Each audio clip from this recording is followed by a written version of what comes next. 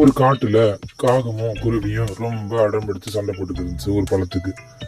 காகம் எனக்கு தான் அந்த பழம் வேணும்னா ரொம்ப அதுக்கு சொல்லிக்கிட்டே இருந்துச்சு. ஆனா எனக்கு தான் வேணும்னா அந்த குருவியும் அடம் பிடிச்சது.